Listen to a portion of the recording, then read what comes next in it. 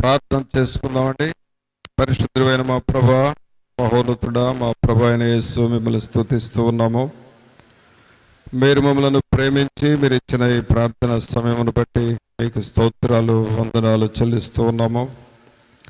పరిశుద్ధాత్ముడా, మీ పరిశుద్ధాత్మ శక్తిని, మీ ప్రభావమును, మీ వెలుగును మాకు అనుగ్రహించుతున్న దేవుడవు. అందుకు మీకు స్తోత్రాలు, వందనాలు చెల్లిస్తూ ఉన్నాము. ప్రభా, మీ సన్నిధిలో చేర్చున్న మా పైన మీ దయా సంకల్పమును నెరవేర్చండి. మీ చిత్తములో మమ్మలను నడిపించమని ప్రార్థన చేస్తూ ఉన్నాము. పాటలు పాడుచుండగా పాటల ద్వారా మీరు మహిమను పొందండి. మా ఆత్మలను మీరు సిద్ధపరచండి. అలాగే తండ్రి, మాకు తగిన స్తుతి ఆరాధనను అనుగ్రహించండి.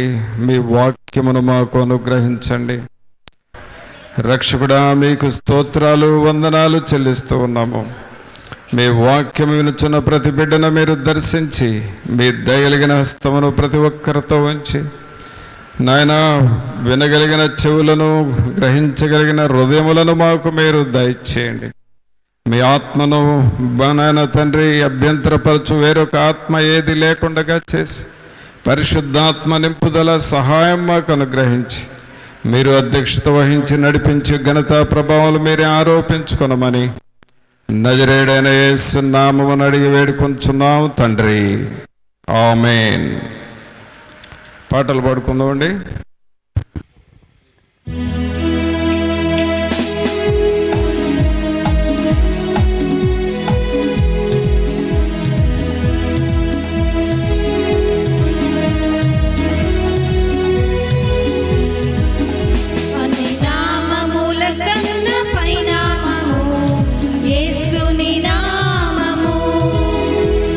తరములకైనా కనపరచదగినది క్రీస్తు నామము.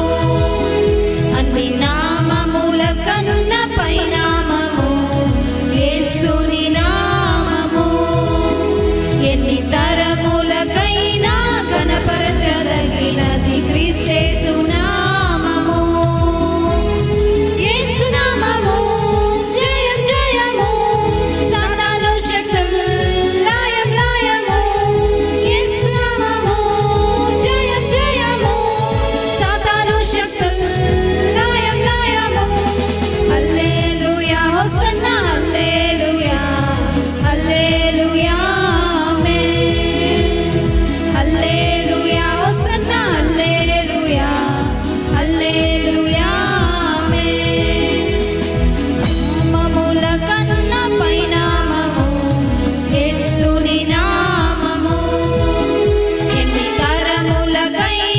కనపరచదగినది క్రీస్తు నామము.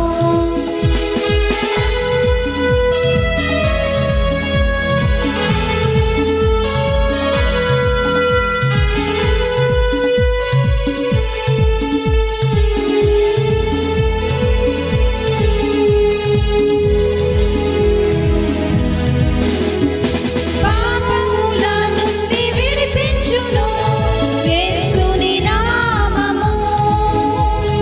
పాపముల నుండి విడిపించును యేసుని నామము. నిత్య నరకాగ్నిలో నుండి రక్షించును క్రీస్తేసుని నామము. నిత్య నరకాగ్నిలో నుండి రక్షించును క్రీస్తేసుని నామము.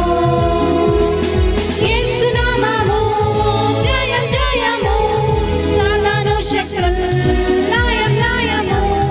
యేసు నామము జయం జయము, సాతాను శక్తులు లయం లయము.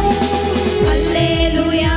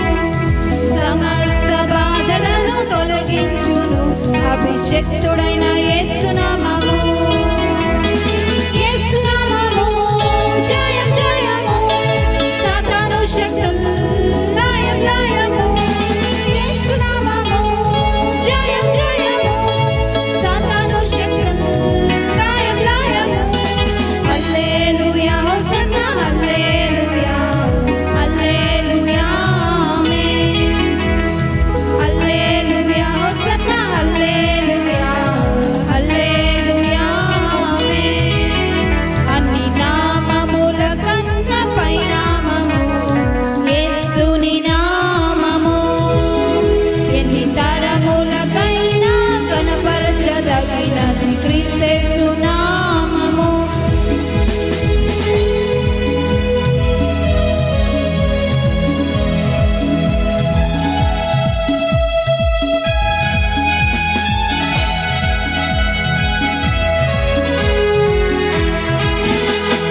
సాతానుపై అధికారమిచ్చును కలిగిన యేసునామము సాతానుపై అధికారమిచ్చును శక్తి కలిగిన యేసునామము శత్రు సమూహముపైన జయమిచ్చును జయశీలుడైన యేసునామము శత్రు సమూహముపైన జయమిచ్చును జయశీలుడైన యేసునామము యేసునామము జయం జయము సాతాను శక్తులు లయం లయము యేసునామము జయం జయము సాతాను శక్తులు లయం లయము హల్లెలూయా హోసన్నా హల్లెలూయా హల్లెలూయా ఆమేన్ హల్లెలూయా హోసన్నా హల్లెలూయా హల్లెలూయా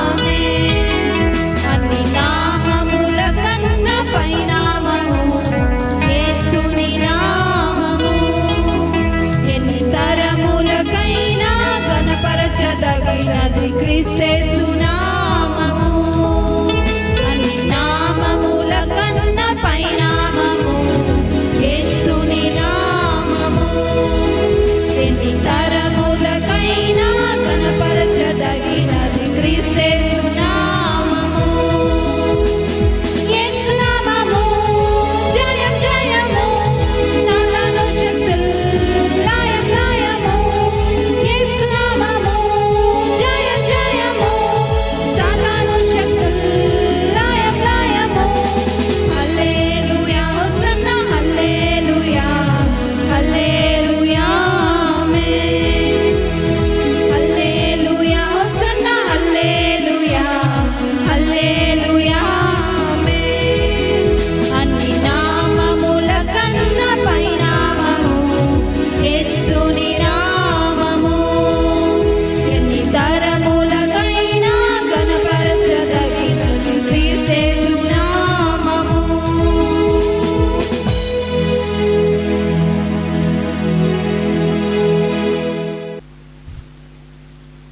అందరము దేవుని జీవాత్మ నా మీదికి రమ్ము అని పరిశుద్ధాత్మని ఆహ్వానిస్తూ దేవుని అడుగుదాము. దేవుని జీవాత్మ నా మీదికి రమ్ము దేవుని జీవాత్మ నా మీదికి రమ్ము వేరాచు వంచు మాలాచు నింపు దేవుని జీవాత్మ నా మీదికి రమ్ము. పరిశుద్ధుడైన మా ప్రభా, మీకు స్తోత్రాలు వందనాలు చెల్లిస్తూ ఉన్నాము. మహోన్నతుడా మా ప్రభు అయిన యేసు, మిమ్మల్ని స్తుతిస్తూ ఉన్నాము. మమ్మలను ప్రేమించి మీరిచ్చిన ఈ ప్రత్యేకమైన ఆరాధన సమయాన్ని బట్టి మీకు స్తోత్రాలు వందనాలు చెల్లిస్తూ ఉన్నాం ప్రభా. ఇప్పటి వరకు పాటలు పాడి మిమ్మల్ని స్తుతించుటకు మీరు చేసిన ప్రతి విధమైన మేలు సహాయమును బట్టి మీకు వందనాలు చెల్లిస్తూ ఉన్నాము ప్రభా. మీ సన్నిధిని మాతో ఉంచండి. మీ వాక్యములో ఉన్న జీవమును మీరు మాకు అనుగ్రహించండి ప్రభా. మీ వాక్యములో ఉన్న ప్రత్యక్షతను మాకు మీరు దయచేయండి. అబ్రహాముకు మీరు ప్రత్యక్షమై నేను సర్వశక్తి గల దేవుడను అని మీరు చెప్పారు కదా ప్రభా. సమూయేలుకు మీరు ప్రత్యక్షమై మీ స్వరముతో పిలిచినారు కదా ప్రభా. మీ ప్రత్యక్షత ఉన్నప్పుడు మా ఆత్మలు బహుబలపడుతూ ఉంటాయి. మీ కొరకు మేము వాడబడుతూ ఉంటాము. మీ ప్రత్యక్షత మేము కలిగి ఉన్నప్పుడు మా పనులన్నీ సఫలమవుతూ ఉంటాయి. అవి సునాయాసనముగా అయిపోతూ ఉంటాయి ప్రభా. క్లిష్టము అనుకున్నవి సులభముగా మారుతాయి ప్రభా. మీ ప్రత్యక్షత ఉన్నప్పుడు దేవా, మీ వాక్యము దగ్గరకు వస్తూ ఉన్నాము. పరిశుద్ధాత్ముడా, మీరు నోరు తెరచి మాతో మాట్లాడండి. మీరు మాట్లాడిన ప్రతి స్థలములో ప్రజలకు మేలు దొరికినది కదా ప్రభా. మీరు మాతో మాట్లాడండి. మీ వాక్యము ద్వారా మమ్మల్ని హెచ్చరించమని నజరేయుడైన యేసు నామమున అడిగి వేడుకొనుచున్నాము తండ్రి. ఆమేన్. ప్రభునందులారా, దేవుని వాక్యములో నుండి నెహెమ్యా గ్రంథము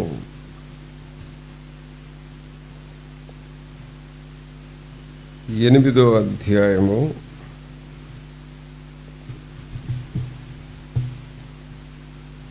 8వ వచనం నుండి చదువుకుందాం. నెహెమ్యా 8:8.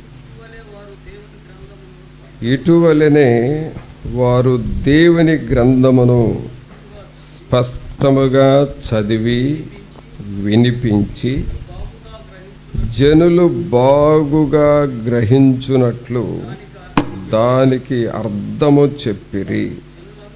జనులందరూ ధర్మశాస్త్ర గ్రంథపు మాటలు విని ఏడవ మొదలు పెట్టగా అధికారి అయిన నెహెమ్యాయు, యాజకుడును శాస్త్రియునగు ఎజ్రాయును, జనులకు బోధించు లేవీయులను మీరు దుఃఖపడవద్దు, ఏడవవద్దు.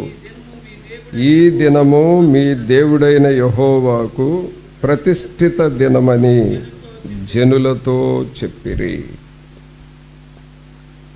ప్రభునందులారా, ఇక్కడ మనం చదివిన ఈ వాక్య భాగంలో నెహెమ్యా దినముల్లో ఆ ప్రజలకు వారు ఏమి చేసింది, ఆ ప్రజలకు వారిని ఎలా హెచ్చరించింది, దేవుని వాక్యాన్ని మనం ఇక్కడ చూస్తున్నాం. ఈ ఎజ్రా, నెహెమ్యా వీరిద్దరూ మంచి ఆత్మీయులు, దేవుణ్ణి ఎరిగిన బిడ్డలు, అలాగే ప్రభు కొరకు జీవిస్తూ ఉన్న బిడ్డలు. తర్వాత ఒకే జనరేషన్లో, ఒకే పీరియడ్లో వాళ్ళిద్దరూ బ్రతికారు, దేవుణ్ణి తెలుసుకున్నారు.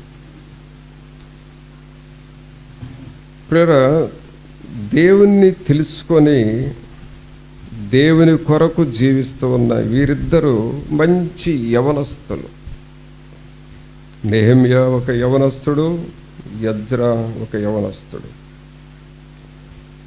అయితే వీరు చేసిన పనులు గురించి మనం చూస్తే, వాళ్ళు ఏం చేశారంటే అక్కడున్న ప్రజలందరినీ ఒక స్థలములో సమకూర్చి, ఒక గుంపుగా సమకూర్చి వారికి దేవుని గ్రంథమును స్పష్టముగా చదివి వినిపిస్తూ ఉన్నారు. ఆ ప్రజలందరికీ దేవుని వాక్యాన్ని బాగా పెద్దగా చదువుతూ ఆ ప్రజలకు వినిపిస్తూ ఉన్నారు. చూడండి, దేవుని వాక్యము అది దేవునికి సంబంధించిన మాటలు. ఈ మాటల్ని చదవటం వలన ఒక మేలు ఉన్నది. ఆ మాటలను ఇతరులకు వినిపించుట వలన, ఇతరులు వినునట్లుగా చేయటం వలన కూడా కొంత మేలు ఉన్నది. తర్వాత ఇక్కడ మూడో పని ఏమవుతుందంటే, జనులు బాగుగా గ్రహించున్నట్లు. బాగుగా అనే పదాన్ని మనం గమనిస్తే అది అన్నిటికంటే శ్రేష్టమైన పద్ధతి. బాగుగా గ్రహించున్నట్లు. మనం ఎవరైనా ఆటలు బాగా ఆడితే వాళ్ళని మెచ్చుకోవటం కోసం ఈ పదం వాడతాం. బాగా ఆడావు అని చెబుతాం, ఆ పిల్లల్ని ఎంకరేజ్ చేయటం కోసం. అలాగే ఇంకేమైనా కొన్ని పనులు చేస్తే, వారు బాగా చేస్తే మీరు చాలా బాగా చేసావు, యు హ్యావ్ వెల్ డన్, బాగా చేసావు అని అంటాం. కాబట్టి బాగా చేసావు అనే దానికి వెల్ డన్, బాగా ఉంది, నువ్వు చెప్పటం బాగుంది, నువ్వు చేయటం బాగుంది, నీ పద్ధతులు బాగున్నవి అని అంటాం. ఈ నెహెమ్యా, ఎజ్రా వీళ్ళిద్దరూ చేసిన పని ఏమిటంటే, జనులకు దేవుని వాక్యము బాగుగా గ్రహించున్నట్లు దానికి అర్థము చెప్పిరి.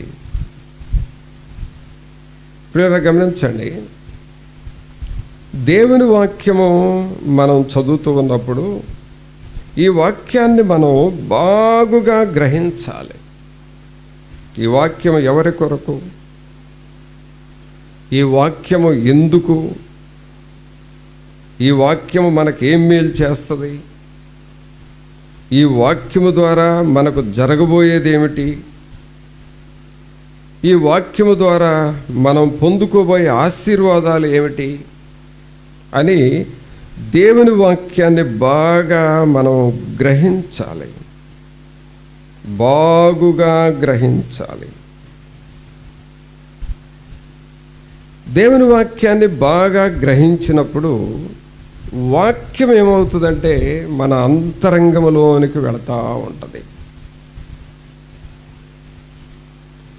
వాక్యములో జీవం ఉన్నది. ఆ జీవం మన లోపలికి వెళతా ఉంటుంది. వాక్యములో దేవుని ఆత్మ ఉన్నాడు. ఆయన ఆత్మ మన లోపలికి వెళుతూ ఉంటాడు. వాక్యములో దేవుని ప్రత్యక్షతలు ఉన్నాయి. గాడ్స్ విజన్, దేవుని ప్రత్యక్షతలు ఉన్నాయి. ఆ ప్రత్యక్షతలు మన లోపలికి వెళతా ఉంటాయి. వాక్యము ఆత్మస్వరూపి, దేవుని స్వరూపము. ఆ స్వరూపము మన లోపలికి వస్తూ ఉంటుంది. అందువలన వాక్యాన్ని మనం బాగుగా గ్రహించాలి. దేవుని వాక్యాన్ని బాగా అర్థము చేసుకోవాలి. వాక్యానికి 2 పదాలు ఉన్నాయి.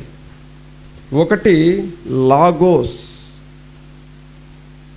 2 రేమా. లాగోస్ అంటే అర్థం ఏంటంటే అక్షరానుసారముగా అర్థం చేసుకోవటం. దేవుని వాక్యాన్ని చదువుతాము, అది చదివి ఏదో అలా జరిగిందిలే అని అనుకుంటాం, అది లాగోస్. కానీ దేవుని వాక్యం ఎప్పుడు లాగోస్ రూపంలో అక్షరానుసారముగా ఉంటే మనకేమీ మేలు జరగదు. కానీ దేవుని వాక్యము రేమాగా, ప్రత్యక్షతగా మనకు మారాలి. అంటే వాక్యము మన లోపలికి వెళ్ళి మన లోపల కొన్ని మార్పులు తెస్తుంది.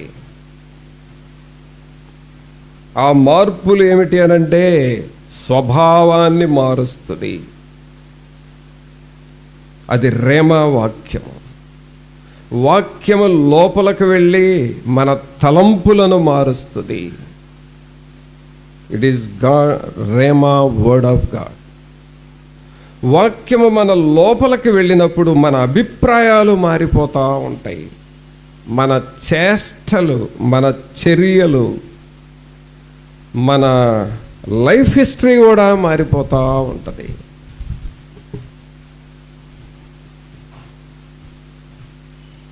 కావున దేవుని వాక్యానికి అంత పవర్ ఉన్నది. దేవుని వాక్యానికి అంత పవర్, అంత శక్తి ఉన్నది. అలాంటి వాక్యాన్ని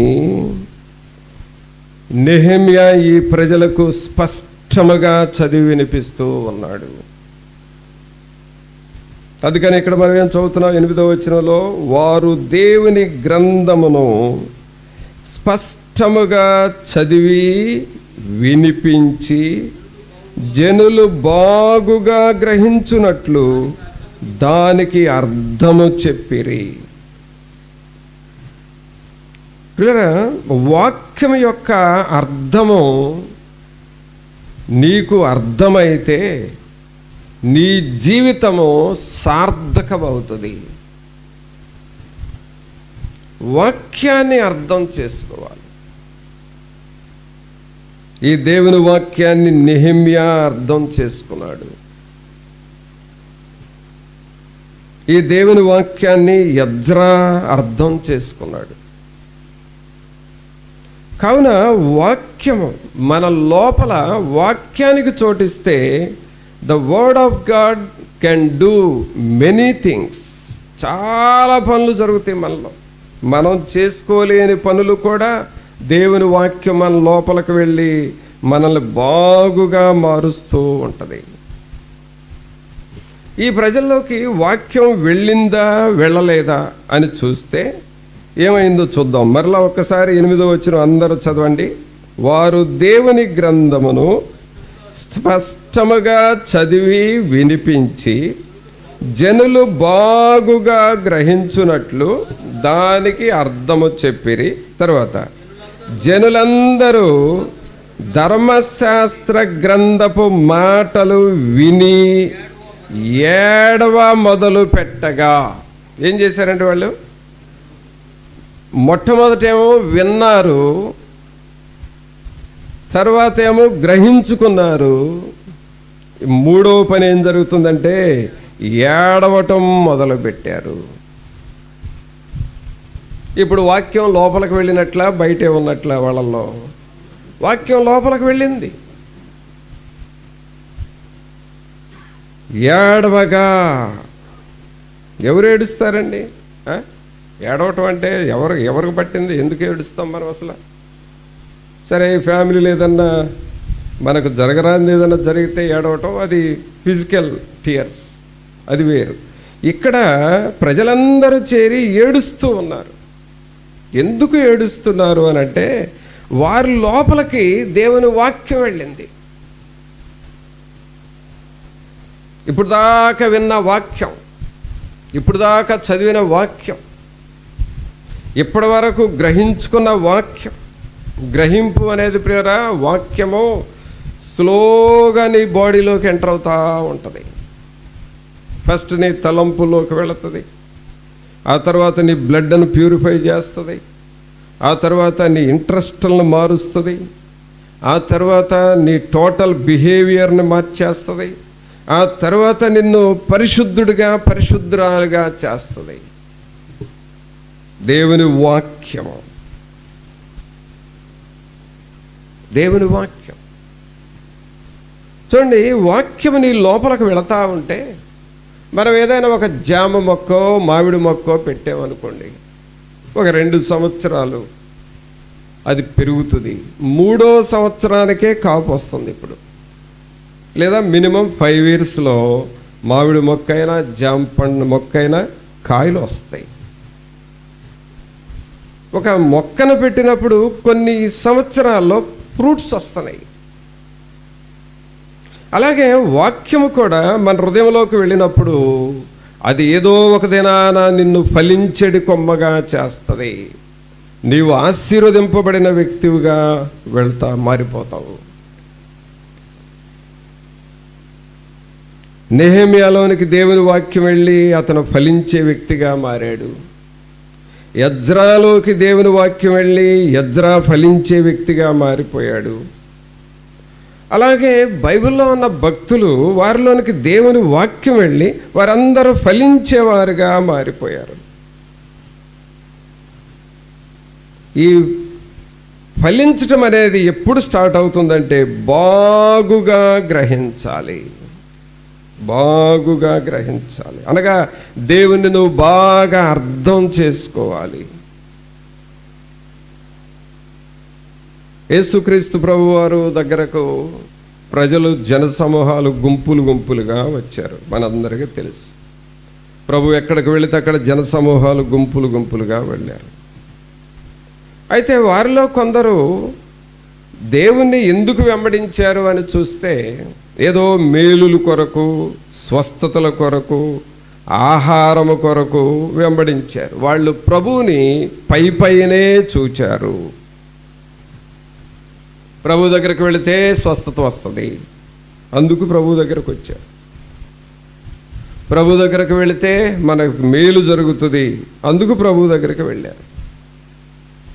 కొంతమంది అయితే ప్రభు వాక్యం చెబుతాడు, ఫైనల్గా భోజనం పెట్టి పంపిస్తాడు అని రొట్టె కొరకు వెళ్ళిన ప్రజలు కొంతమంది. కానీ పేతురు అన్నాడు, సిమోను పేతురు, నన్ను గూర్చి నీవేమనుకుంటున్నావో చెప్పు అని అన్నాడు.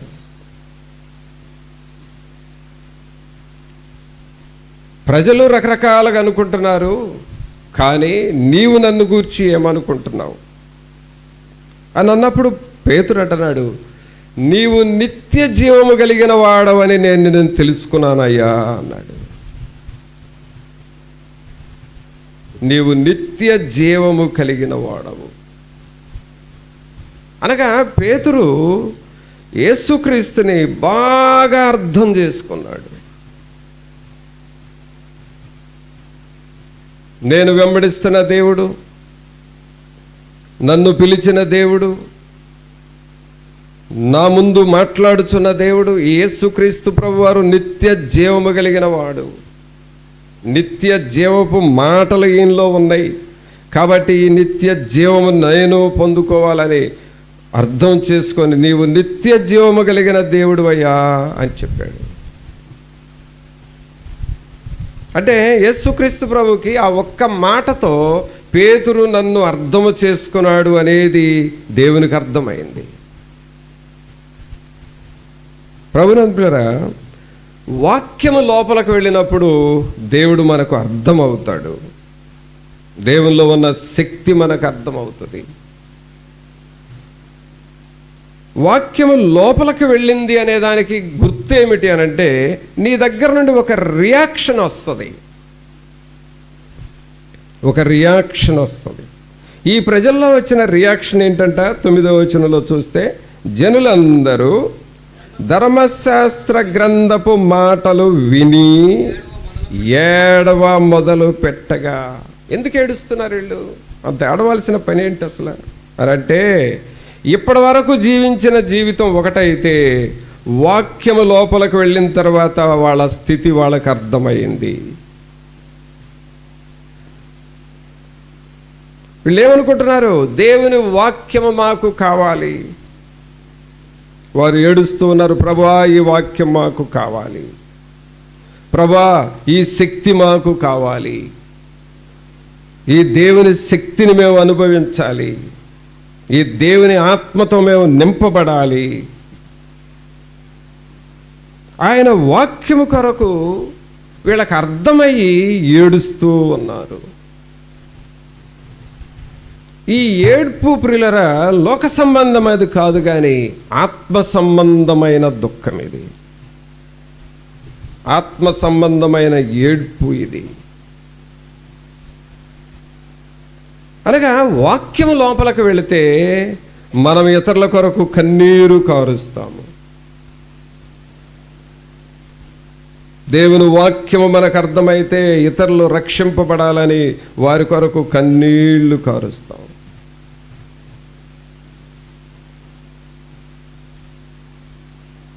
హెన్రీ మార్టిన్ అనే దైవజనుడు తెల్లవారుజామున 5 గంటలకు మోకాళ్ళ మీద ఉంటే ఉదయం 8 గంటల వరకు 3 అవర్స్ మోకాళ్ళ మీద ఉండి ప్రార్థన చేసి ఆ ప్రార్థనతో మనుషులందరి కొరకు కన్నీరు గార్చి ప్రార్థన చేసేవాడు. కారణం ఏంటి? ఎందుకు ఇంతసేపు మోకాళ్ళ మీద ఉంటున్నావంటే ఈ ప్రజలందరూ రక్షింపబడాలి, మారు మనసు అనుభవంలోనికి రావాలి. ఏడవటం ప్రారంభించాడు. కావున ప్రియులరా, మన జీవితాలను కూడా పైనే మనం చూడకూడదు. దేవుని వాక్యాన్ని పైనే అర్థం చేసుకోకూడదు.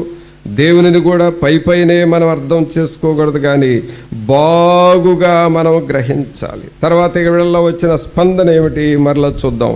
8-9 వచనం. జనులందరూ ధర్మశాస్త్ర గ్రంథపు మాటలు విని ఏడవ మొదలు పెట్టగా అధికారి అయిన నెహెమ్యాయు, యాజకుడును, శాస్త్రీయునగు యజ్రాయును, జనులకు బోధించు లేవీయులను, మీరు దుఃఖపడవద్దు, ఏడవవద్దు, ఈ దినము మీ దేవుడైన యెహోవాకు ప్రతిష్ఠిత దినము అని జనులతో చెప్పిరి.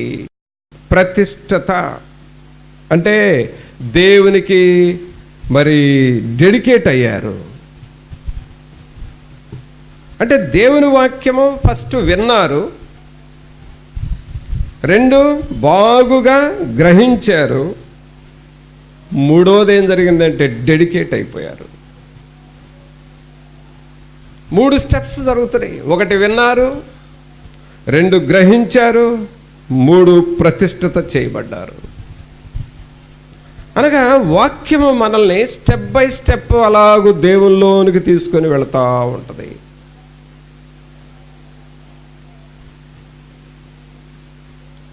మొట్టమొదట వినేటట్లుగా, 2వదిగా గ్రహించుకునేటట్లుగా, 3వదిగా ప్రతిష్ఠిత చేసుకునేటట్లుగా అలాగూ వాక్యం మనల్ని లోపలికి నడిపించుకుంటా వెళుతుంది. మరి అలాగూ దేవుని వాక్యము మన హృదయాల్లో పనిచేసేటట్లుగా ప్రభువును మనం అడుగుతూ ఉన్నామా? దేవుని వాక్యము నీ లోతుగా పనిచేయటం కోసం దావీదు గారు ఒక మాట అడిగాడు. చూడండి, ఇక్కడేమో వాక్యాన్ని బాగుగా గ్రహించుకున్నారు వీళ్ళు. దావీదు గారు దేవునిలో లోతుగా వెళ్ళటం కోసం ఒక మాట అడుగుతూ ఉన్నాడు. దేవుని వాక్యంలో కీర్తనల గ్రంథంలోనే 51వ కీర్తన చూడండి దయచేసి. 51వ కీర్తన 2వ వచనం చదువుదాం. 2. నా దోషము పోవునట్లు నన్ను బాగుగా కడుగుము, నా పాపము పోవునట్లు నన్ను పవిత్రపరచుము. గమనించండి, ఇక్కడ దావీదు గారు దేవుణ్ణి అడుగుతున్నాడు. అంటే దేవునిలో నేను లోతుగా వెళ్ళాలి అని అంటే ఆ నెహెమ్యా దినాల్లో వారు వాక్యం విని గ్రహించి ప్రతిష్ఠిత ఎలా చేసుకున్నారో అలాంటి గొప్ప పని నా జీవితంలో జరగాలంటే నేను బాగుగా కడగబడాలి, బాగుగా కడగబడాలి. ప్రియరా, మనం భోజనాలు చేయాలి అని అంటే బాగుగా కడగబడిన పాత్రలను మనం వాడతాం కదా. రైస్ వండాలన్నా, కర్రీ చేయాలన్నా, అవి అయిన తర్వాత మనం ప్లేట్లో భోజనం చేయాలన్నా, గ్లాస్తో వాటర్ తాగాలన్నా వీటన్నిటిని బాగా కడుగుతాం. ఇవి మనకు ఆహారం కోసం ఉపయోగించుకునే పాత్రలు. వీటిని బాగా కడుగుతాం, శుభ్రం చేస్తాం. అలాగే దేవుడు మనల్ని వాడుకోవాలి, దేవుడు మనలో నివసించాలి, మన ఇంటిలో ఉండాలి. సహజంగా మనం ఏమనుకుంటామంటే దేవుడు మనతో ఉండాలి, మన గృహంలో ఉండాలి, మన పిల్లల మధ్య ఉండాలి అని అనుకుంటాం. దేవుడు మనతో ఉంటాడు. కానీ దావీదు గారు ఏమంటున్నాడు, నన్ను బాగుగా కడుగుము. కడగబడటం అనేది చాలా అవసరం అండి. దేవుని వాక్యము చేత కడగబడాలి. బాగుగా కడుగు.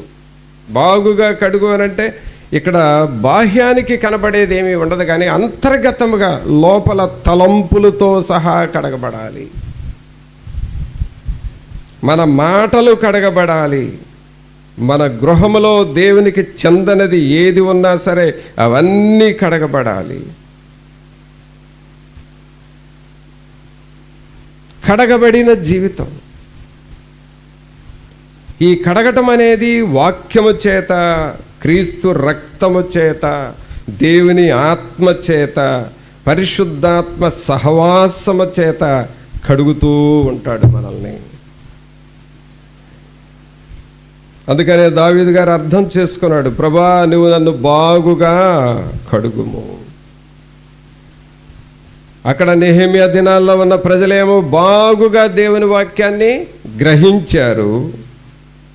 బాగుగా దేవుని వాక్యాన్ని గ్రహించారు. ఇక్కడ దావీదు గారు ఏమంటున్నాడంటే బాగుగా నన్ను కడగండి అని అన్నాడు. కడగబడిన జీవితంలో నుండి దేవుని కార్యాలు బయటకు వస్తాయి. అందుకనే బాగుగా కడగండి అనేది మనం దేవుణ్ణి అడగాలి, అర్థం చేసుకోవాలి. నెహెమ్యా అలాగూ ఈ ప్రజలకి ఇది ప్రతిష్ఠిత దినము. ఇది ప్రతిష్ఠిత దినము అనగా బాగా గ్రహించుకున్నవారు ప్రతిష్ఠత పొందారు. అలాగే దావీదు కూడా బాగుగా కడగబడినప్పుడు దేవునికి ఇష్టమైన వ్యక్తిగా మారిపోయాడు. దావీదుని గురించి ప్రభువు చెప్పిన మాట ఏమిటంటే, నా ఇష్టానుసారమైన మనుష్యుడు. ఆ బాగుగా గ్రహించుకోవటం, బాగుగా కడగబడటం అనేది ఎంత అవసరమో గ్రహించండి. అలాగే ప్రియులారా, ఎప్పుడైతే మనం దేవుని గ్రహించుకుంటామో, ఎప్పుడైతే మనం దేవుని ఆత్మ చేత, ఆయన శిలువ రక్తం చేత కడగబడతామో, మన జీవితాలు కట్టబడతాయండి. కట్టబడతాయి. కన్స్ట్రక్షన్ జరుగుతుంది మన జీవితంలో. మన జీవితంలో నిర్మాణము జరుగుతూ ఉంటుంది. దేవుని వాక్యాన్ని గ్రహించుకున్న వారి జీవితాలు నిర్మించబడతాయి, నిర్మాణం జరుగుతుంది. అందుకనే 122వ కీర్తనలో ఒక మాట చదువుదాం. 122వ కీర్తన చూడండి, 3వ వచనం చదువుదాం. 122వ కీర్తన 3వ వచనం. యెరూషలేమా, బాగుగా కట్టబడిన పట్టణము వలె నీవు కట్టబడి ఉన్నావు.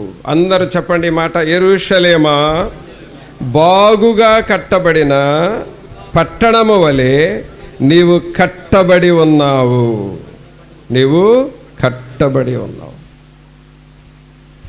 అనగా దేవుని వాక్యాన్ని గ్రహించుకున్నప్పుడు, దేవుని వాక్యము చేత కడగబడినప్పుడు మనం ఏమవుతామంటే కట్టబడుతూ ఉంటాం. అందుకని నిర్మించబడతా ఉంటాం. జీవితాలు నిర్మించబడతాయి. చూడండి, ఒక ఎడ్యుకేషన్ ఇన్స్టిట్యూట్లో పిల్లలు కష్టపడి చదివి 10th క్లాస్ మంచి మార్క్స్తో పాస్ అయితే తర్వాత హైయర్ స్టడీస్కి వెళ్తారు. ఆ తర్వాత అక్కడ కూడా కష్టపడి చదివితే యూనివర్సిటీ లెవెల్కి వెళతారు. అక్కడ బాగా కష్టపడి చదివితే ఒక సైంటిస్ట్ లెవెల్కి వెళతారు. అంటే వాళ్ళ జీవితాలు ఏమైనాయి అంటే బాగుగా కట్టబడినవి. బాగుగా కట్టబడి కన్స్ట్రక్షన్ జరుగుతూ ఉంది. మన జీవితాల్లో కూడా ప్రియులారా, మనము దేవుని వాక్యము చదువుతూ ఉండాలి. దేవుని వాక్యాన్ని రోజు కొన్ని అధ్యాయాలు అనగా బైబిల్ చదవండి అని చెప్పేది ఎందుకంటే దేవుని వాక్యాన్ని చదువుతూ ఉంటే దేవుని జీవితాన్ని కడతా ఉంటాడు. తెలియకుండా అవి ఇటుకల మీద ఇటుకలు పేర్చినట్లుగా నీవు కట్టబడతా ఉంటావు దేవుని వాక్యాన్ని చదువుట ద్వారా. అలాగే మిషనరీ చరిత్రలు కూడా చదవాలి. దేవుని చరిత్రలు, భక్తుల చరిత్రలు చదువుతా ఉంటే వాళ్ళల్లో ఉన్న ప్రార్థనాత్మ నిన్ను అంటుకుంటుంది. వాళ్ళల్లో ఉన్న దేవుని శక్తి నీలోనికి వస్తుంది. వాళ్ళు ఎలా ప్రార్థన చేశారో అలాగూ నువ్వు ప్రార్థన చేయాలని నీకు అనిపిస్తూ ఉంటుంది. జాన్ వెస్లీ అనే భక్తుడిని చూసి జార్జ్ విట్ఫీల్డ్ అనే భక్తుడు ప్రార్థన నేర్చుకున్నాడు.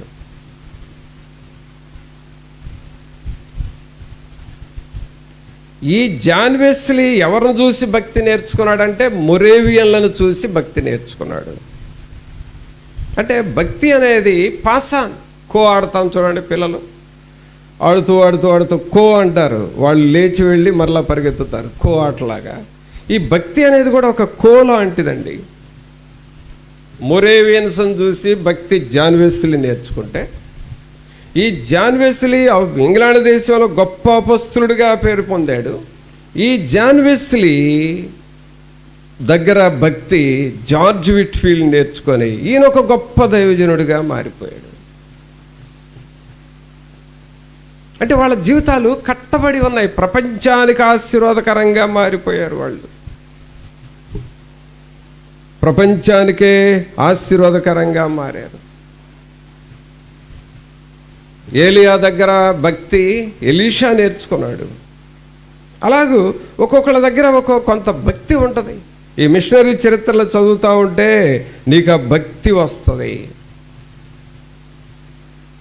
ఈ భక్తి జీవితం ఏమవుతుంది, నీ జీవితాన్ని కట్టడం స్టార్ట్ చేస్తూ ఉంటుంది. నిర్మాణాత్మకమైన పనులు జరుగుతూ ఉంటాయి.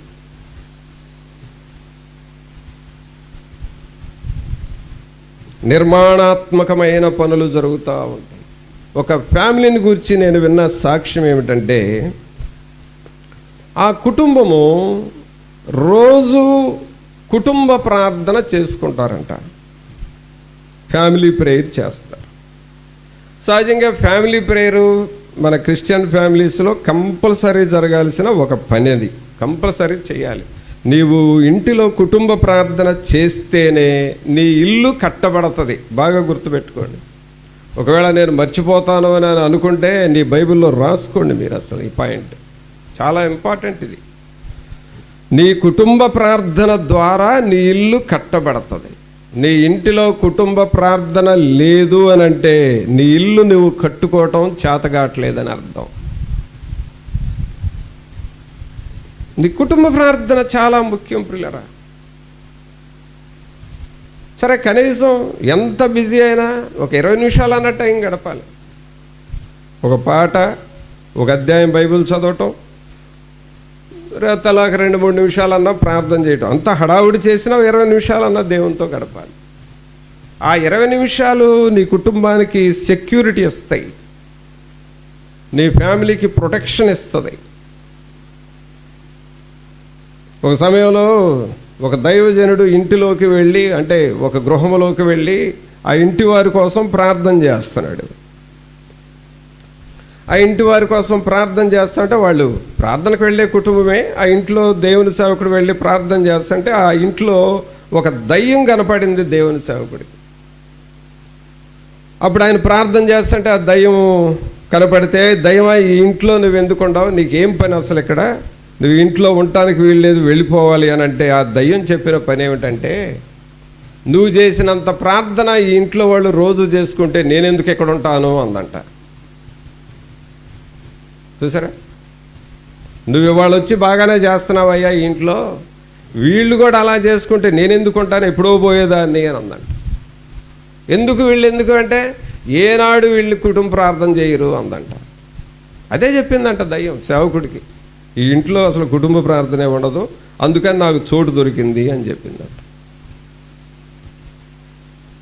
పిల్లరా, ఫ్యామిలీ ప్రేయర్ అనేది నీ జీవితాన్ని, నీ కుటుంబాన్ని కట్టే ఒక నిర్మాణం, అది స్ట్రక్చర్.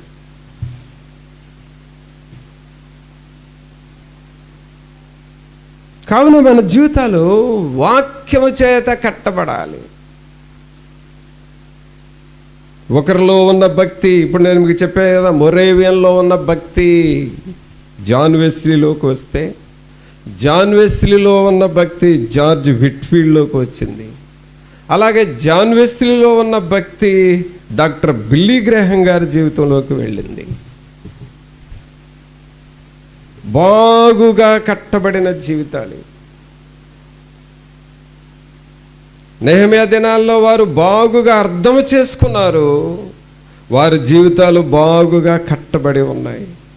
నేను ఒక ఫ్యామిలీ ప్రేయర్ విషయం చెప్పాను కదా, సరే ఎంత తక్కువ చేసుకున్నా 20 నిమిషాలు, ఒక అరగంట ప్రార్థన చేయొచ్చు, కుటుంబ ప్రార్థన. కానీ ఈ ఫ్యామిలీ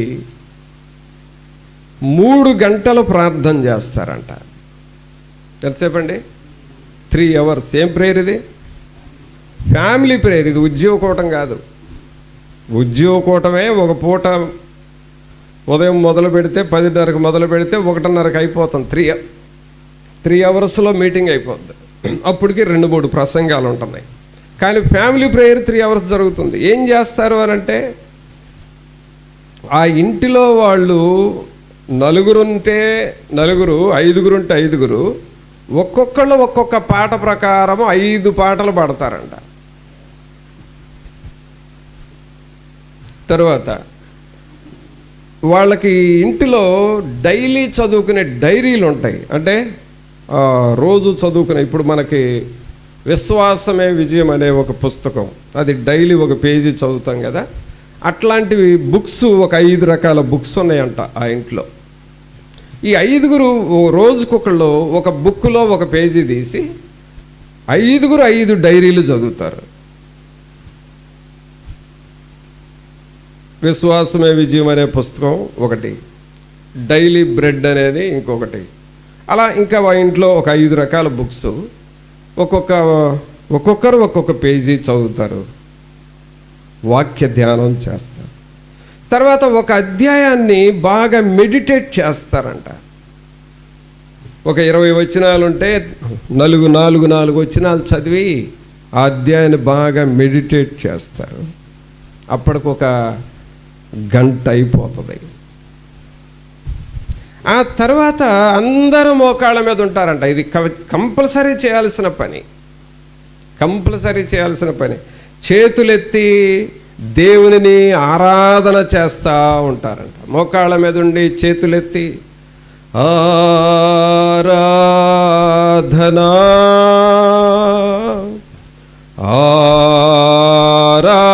ఆరాధనా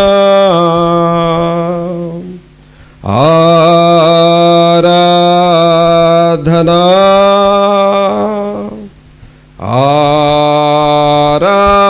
ఆరాధనా అని కొన్ని వర్షిప్ సాంగ్స్ 1 గంట సేపు పాడతారంట.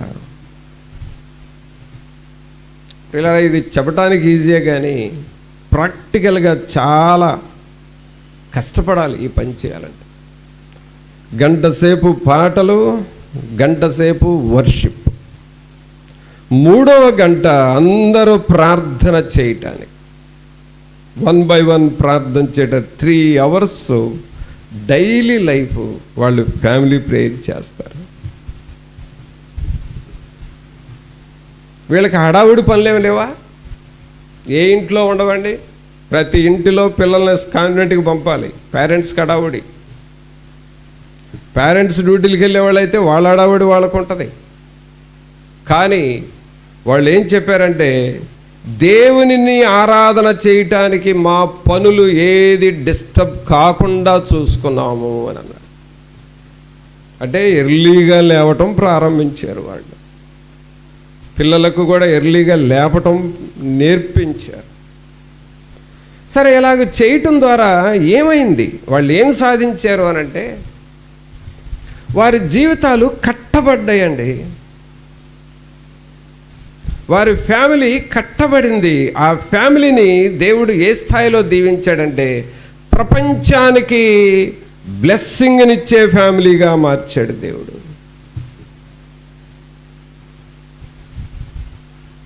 ప్రపంచం అంతా కూడా ఓ దేవుని సువార్త ప్రకటించే కుటుంబముగా మారిపోయింది. సహోదరుడా, సహోదరి, ప్రభువు కొరకు నువ్వు గడిపిన సమయము రేపు భవిష్యత్తులో నీకు బ్లెస్సింగ్ని ఇస్తుంది. ప్రభువు కొరకు ఇప్పుడు నువ్వు చేస్తున్న పరిచర్య రేపు నీకు ప్రపంచంలోనే పేరు వచ్చేటట్లుగా చేస్తుంది.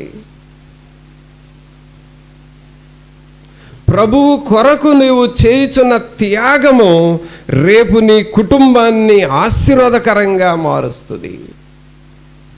కట్టబడటము, బిల్డింగ్, కన్స్ట్రక్టింగ్,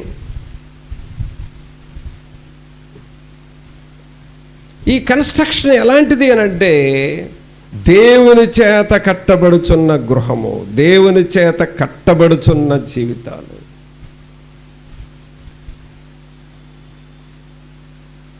అందుకనే దేవుని వాక్యంలో చదువుతున్నాము 122వ కీర్తన 3వ వచనంలో, యెరూషలేమా బాగుగా కట్టబడిన పట్టణము వలె నీవు కట్టబడి ఉన్నావు. మన కుటుంబాలు కట్టబడాలి ప్రియులరా, దేవుని వాక్యము చేత కట్టబడాలి. మన పిల్లలను దేవుని వాక్యము చేత కట్టబడాలి, నిర్మించబడాలి. వాక్యానికి అలాగునే ఇంటిలో చోటివ్వాలి. దేవుని వాక్యానికి అలాగునో చోటివ్వాలి. నా జీవితంలో నేను బాగా ప్రభు దగ్గర కనిపెట్టి ప్రార్థన చేస్తూ ఉన్నప్పుడు గ్రహించుకుంది ఏమిటంటే, నేను మరి చిన్నప్పుడు తల్లిదండ్రుల దగ్గర భక్తి నేర్చుకున్నవాడిని, ప్రార్థన చేయటం, పాటలు పాడటం, దేవుని స్తుతించడం అన్నీ నేర్చుకున్నవాడినే. కానీ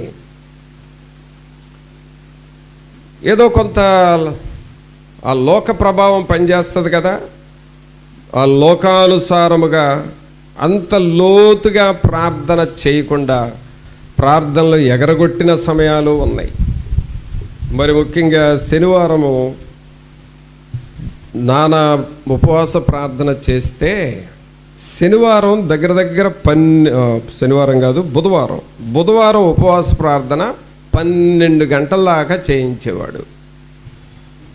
నాకు తెలిసి నేను హై స్కూల్లో చదువుతున్నాను, మా ఫాదరు 12 గంటల దాకా ఉపవాస ప్రార్థన చేయించేవాడు. ఆ రోజుల్లో ఎంతమంది అండి, బాగా వస్తే 7-8 మంది వచ్చేవాళ్ళు ఉపవాస ప్రార్థన.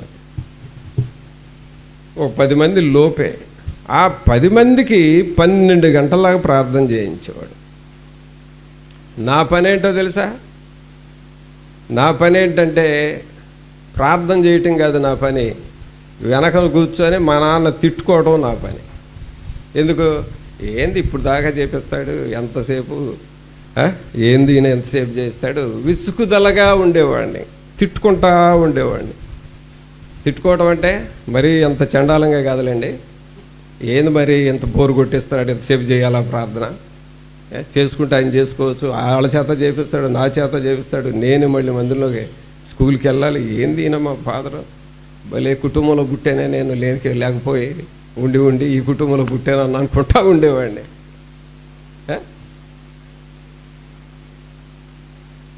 శనివారం వచ్చిందనుకోండి, బుధవారం 12 అయితే శనివారం 1, మళ్ళీ వచ్చిందిరా బాబు శనివారం అన్నట్టుండేది నాకు. కానీ పిల్లరా, ఇప్పుడు నాకు గ్రహింపు ఏమైందంటే, ఇప్పుడు వచ్చిన గ్రహింపు, ఆ రోజుల్లో నేను ప్రార్థన మీద విసుక్కున్నాను చూడండి. అంటే ప్రార్థన చేయకూడదు అనేది నా ఉద్దేశం కాదు, నాది కూడా స్టైల్ భక్తే, చెయ్యాలి కానీ ఎక్కువసేపు చేయకూడదు. ఇప్పుడు బహుశా చాలామంది మీరు కూడా ఆ స్టైల్లోనే ఉండి ఉంటారు. భక్తి చెయ్యాలి కానీ ఎక్కువ డీప్గా వెళ్ళకూడదు. అలాంటి భక్తిలో నేను ఉన్న రోజుల్లో నేను ప్రార్థన చేయని సందర్భాలు ఈ రోజున నేను ఎలా ఫీల్ అవుతున్నానంటే, అవి నాకు నష్టముగా ఫీల్ అవుతున్నాను.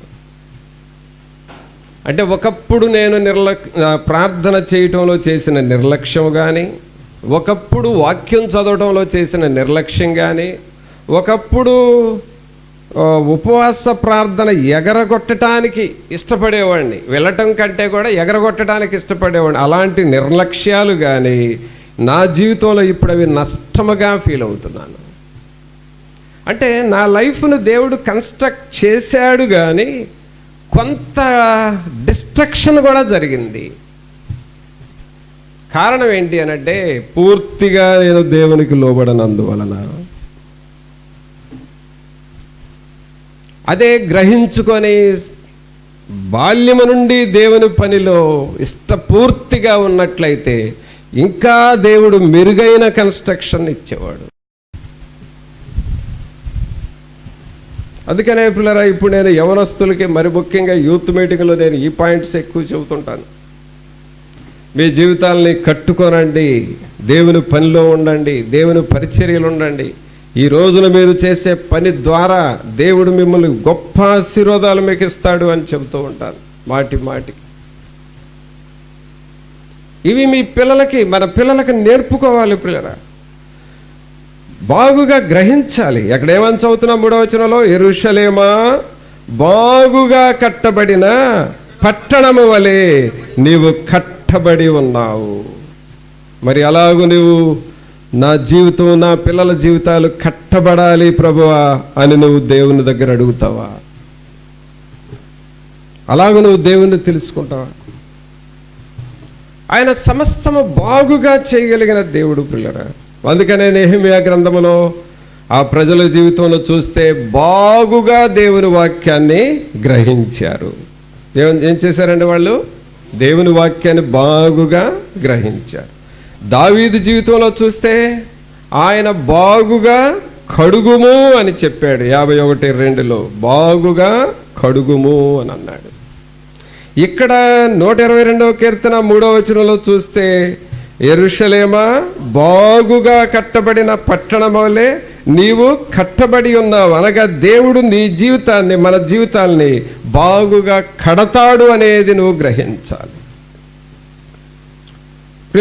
మన పిల్లల జీవితాలు కట్టడం మన వలన కాదండి. నువ్వు పేరెంట్ అయితే అవ్వచ్చేమో కానీ పిల్లల జీవితాలని కట్టడం అనేది నీ చేత కాదు, నీ చేతిలో లేదు అసలు. అది నువ్వు చేయగలిగింది ఏంటంటే ఫుడ్ ఇవ్వగలవు, లేక క్లాత్ ఇవ్వగలవు.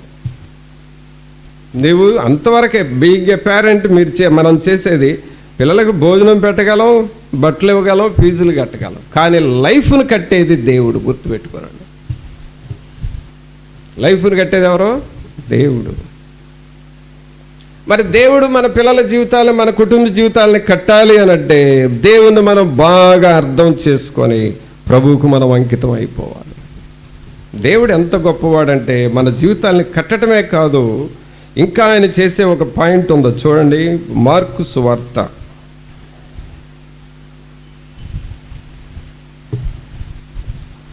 7వ అధ్యాయము.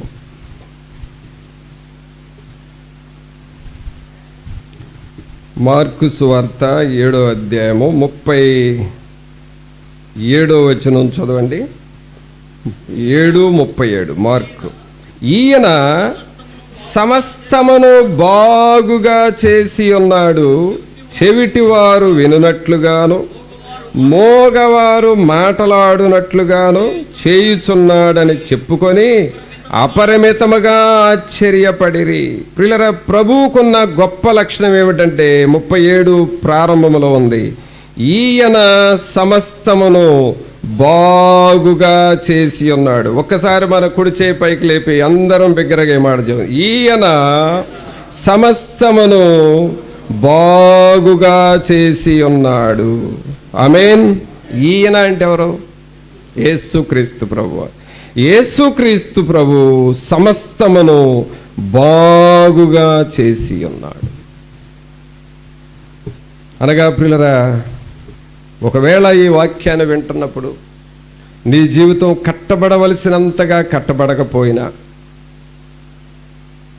నీ జీవితము గ్రహించాల్సినంతగా నువ్వు ఇంకా గ్రహించుకోకపోయినా, మన జీవితాలు కడగబడవలసినంతగా కడగకపోయినా సరే, ఏ పరిస్థితుల్లో ఉన్నా సరే, ఉన్న కండిషన్లోనే, ఉన్న స్థితిలోనే ప్రభువు దగ్గర మనం మన జీవితాన్ని పెట్టినప్పుడు మనం ఏమని పడతాం? ఇదిగో దేవా నా జీవితం, ఆపాదమస్తకం నీకంకితం.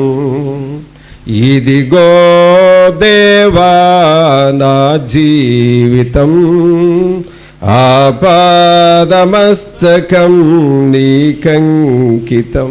ఇలాగూ దేవునికి మనం ఏ పరిస్థితుల్లో ఉన్నా సరే ప్రభు చేతిలో మన జీవితాన్ని పెట్టి, ప్రభు చేతిలో మన కుటుంబాలను పెట్టి, ప్రభు చేతిలో మన పరిస్థితులను పెట్టి, మనకు ఎదురవుతున్న సమస్యలే, మనకు ఎదురవుతున్న పరిస్థితులే, మనము భరించుచూ కృంగిపోతున్న పరిస్థితుల్ని ప్రభువు దగ్గరకు తీసుకొని వెళ్ళి, ఇదిగో ప్రభువా నా పరిస్థితి, ఇదిగో ప్రభువా నా స్థితి, నా వ్యవహారం ఎలా ఉంది, నా స్థితి ఎలా ఉంది అని నువ్వు ప్రభువుతో చెబితే, ప్రభు ఎలాంటి వాడంట? 37వ వచనంలో, ఈయన సమస్తమును బాగుగా చేసి ఉన్నాడు. ఆమేన్.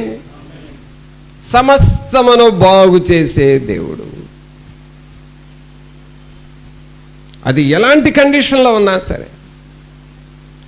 మల్కుకి ఏం జరిగింది చెప్పండి? ఏమైందండి మల్కుకి? మీ ఫ్రెండే కదా మల్కు, అందుకనే చెప్పారు. మల్కుకి ఏమైంది?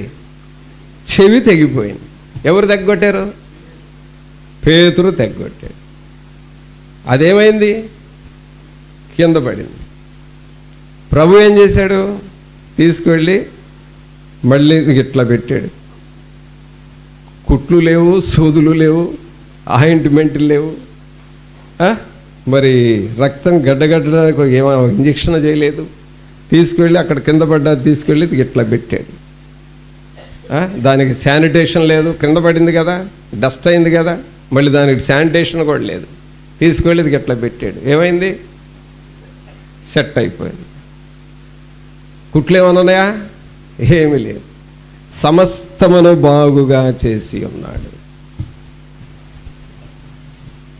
పిల్లరా, ప్రభువు చేతికి మనం అప్పగించుకోవాలి.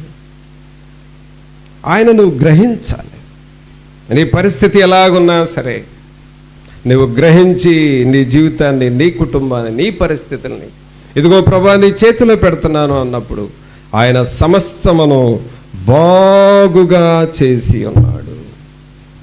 మరి మనల్ని, మన కుటుంబాలని, మన పరిస్థితిని ఎలాగో ప్రభు బాగుగా చేయగలిగిన దేవుడని గ్రహించి, నెహెమ్యా ఆ ప్రజలు గ్రహించుకున్న తర్వాత ఎలాగో ప్రతిష్ఠిత చేయబడ్డారో, దావీదు గ్రహించుకున్న తర్వాత ఎలాగో దేవునికి ప్రియకుమారుడిగా మారిపోయాడు, యెరూషలేము గ్రహించుకున్న తర్వాత బాగుగా కట్టబడిన పట్టణం వలె ఎలాగో మారిపోయిందో, యేసు ప్రభువును గ్రహించుకున్న తర్వాత ఆయన సమస్తమును బాగు చేసి ఉన్నాడని ఎలా గ్రహించుకున్నామో, అలాగూ మనల్ని, మన కుటుంబాలను, మన జీవితాలను ప్రభు బాగు చేయాలని ప్రభువుని అడుగుదాం. ప్రార్థన చేసుకుందాం. ఒక్క నిమిషం అందరము దేవుని అడుగుదాం. పరిశుద్ధాత్మ దేవుడా, మీ సన్నిధిని, మీ ఆత్మ సహాయమును మాతో ఉంచండి, మీ కృపలో బలపరచండి ప్రభువా. మీరు సమస్తమును బాగుగా చేసి ఉన్న దేవుడవు ప్రభువా, అలాగూ మేము గ్రహించుకుంటూ ఉన్నాము. మీ కృపలో బలపరచండి, మీ సన్నిధి, మీ ఆత్మశక్తిని మాకివ్వండి అని ఒక్క నిమిషం అందరం ప్రార్థన చేద్దాం. పరిశుద్ధాత్మ దేవుడా, మిమ్మల్ని స్తుతిస్తూ ఉన్నాము నాయన.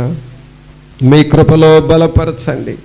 మీరు బాగుగా చేయగలిగిన దేవుడు. మీ వాక్యమును బాగుగా గ్రహించుకోవాలి నాయన. గ్రహింపు లేనప్పుడు మేము చేసే పనులన్నీ మాకు ఏదో ఒక రోజున అవి నష్టమై కూర్చుంటాయి ప్రభువా. అందుకనే గ్రహించుకొని నాయన మీ సన్నిధిలో బాగుగా గ్రహించుకునే వారముగా చేయండి అని ప్రభువుని అడుగుతావా. పరిశుద్ధుడైన మా ప్రభువా, మీకు స్తోత్రాలు, వందనాలు చెల్లిస్తూ ఉన్నాము. మహోన్నతుడా మా ప్రభు అయిన యేసు, మిమ్మల్ని స్తుతిస్తూ ఉన్నాము. విన్న వాక్యము మా హృదయాల్లో నిలిచి ఫలించులాగున సహాయం వచ్చేయండి. ఈ ప్రియులను మీరు దర్శించండి, మిమ్మలను బాగుగా గ్రహించుకొని వారముగా చేయండి ప్రభా. మిమ్మలను లోతుగా అర్థము చేసుకునే వారిగా చేయండి ప్రభా. బాగుగా గ్రహించుకున్నప్పుడు మా జీవితాలు బాగుగా కట్టబడతాయి కదా ప్రభా. నిర్మాణము జరుగుతూ ఉంటుంది, కన్స్ట్రక్షన్ జరుగుతూ ఉంటుంది నాయన. ఈ స్పిరిచువల్ కన్స్ట్రక్షన్ మా కుటుంబాలలో మాలో జరగాలి ప్రభా. సహాయము చేయండి. ఈ ప్రియులైన వారిని అందరిని మీరు దర్శించండి. విన్న వాక్యం అందరి హృదయాల్లో నిలిచి ఫలించులాగున చేయమని నజరేయుడైన యేసు నామమున అడిగి వేడుకొనుచున్నాము తండ్రి. మన తండ్రి అయిన దేవుని ప్రేమ, కుమారుని కృప, పరిశుద్ధాత్ముని యొక్క సన్నిధి ఇప్పుడు నెలప్పుడు ఇక్కడ చేరిన మనందరికీ తోడుగా ఉండి బాగుగా కట్టబడిన పట్టణము వలె మనము వాక్యము చేత కట్టబడుటకును పరిశుద్ధాత్ముడు మనలను బలపరిచి బాగు చేసి నడిపించునుగాక.